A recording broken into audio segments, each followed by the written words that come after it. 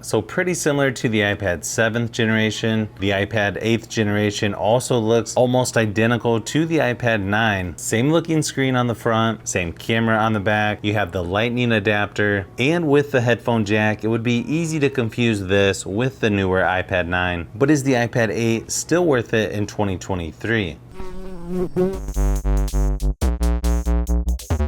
Now when it comes to the price, weird thing is I've seen this iPad for around $250 in the United States, so it hasn't really went down quite as much as you would think for an older tablet. Obviously it'll be cheaper, used, or refurbished, but sort of surprising considering the newer iPad 9 is just a little bit more, or even sometimes the same price. Now for some reason you only got the option of 32 gigabytes or 128 for storage when it was first released back in 2020, so not going to be the best out there as far as storage options. As far as the screen goes, you've got a 10.2 inch 2160 by 1620 resolution. It's got pretty good viewing angles though, plenty bright enough at 500 nits brightness. And yes, you've got the big black bars there when watching YouTube videos, but at least you can now zoom in, where you couldn't do that when this iPad first came out. And then screen quality is going to be just as good on this iPad as the iPad 9, probably going to be better than most other tablets in this price range. This might be one of the last iPads where you could get the white bezels on the front. I've got the black version, but I do have the iPad 7 that's got white on the front. I kind of like that look just for something different. As far as battery goes, it's got an 8,827 milliamp hour size battery, which lasted about 6 hours in my battery drain test with 100% screen brightness. Obviously, there's a lot of variables when it comes to battery life, but you should be able to get a couple days of normal usage, especially if you turn the screen brightness down. This iPad does take a long time to charge back up though, about 3 hours. But keep in mind, that's how the iPad 7 and the iPad 9 is as well. So that's sort of to be expected with this style of iPad. Now as far as software goes, this is currently on iPadOS 16.4 and should get more updates, probably a couple years yet. If we go by how some of the other older iPads are getting updated, you can do a lot of the same stuff that you can do with the newer iPads. You can also use the first gen Apple Pencil, which comes in handy for taking notes, drawing, and that kind of thing, or just moving around the software. Even if you have to charge it through the Lightning port, which is not going to be the best, but then again, it's still weird charging the first gen Apple Pencil on the newest iPad 10. You've also got the fingerprint scanner or Touch ID right there on the front of the iPad, which is pretty convenient to have, but you can also use swipe gestures similar to newer iPads as well. One thing I think some people forget about is because they use the same design on this iPad as the iPad 7 and iPad 9, you can get a ton of cases and accessories that are going to work with this iPad, something you don't always get with other budget tablets.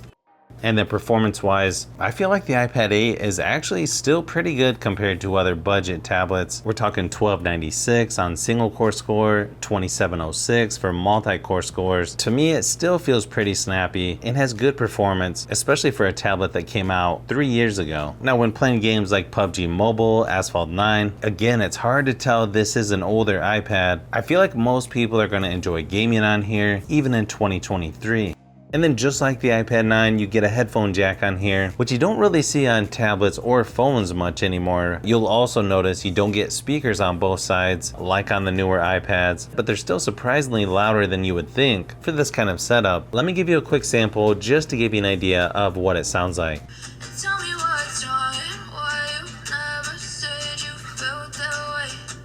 Guess you're trying to stay strong and fake a smile until I look away. But I've known you too long, it hurts to watch your blue eyes fade to gray as you fade away, as you fade away,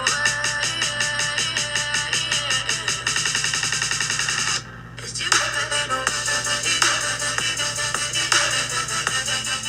And then one area that's not going to be the best out there, but still not the worst I've seen, is when it comes to the cameras. It's got an 8 megapixel rear facing, only 1.2 megapixel for the front facing camera. So you can only record up to 1080p resolution for video. Not a huge deal, but just keep in mind you don't get 4K resolution for video recording on here. Let me give you a few samples just to give you an idea of what kind of quality you get on the iPad 8.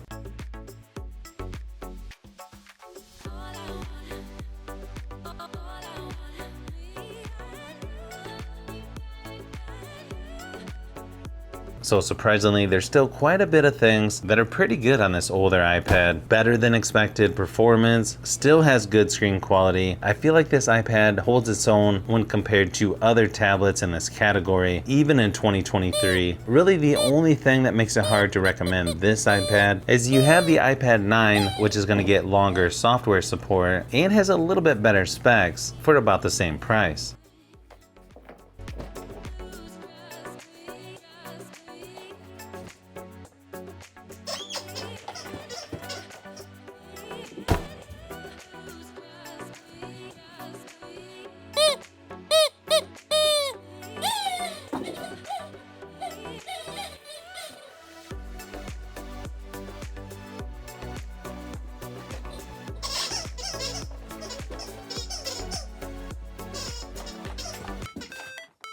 So if you've made it this far into the video, you may want to say thanks by subscribing, and don't forget to give a thumbs up if this video was helpful. This is Brian from Fishbee Productions. Thanks for watching, and I'll see you on the next one.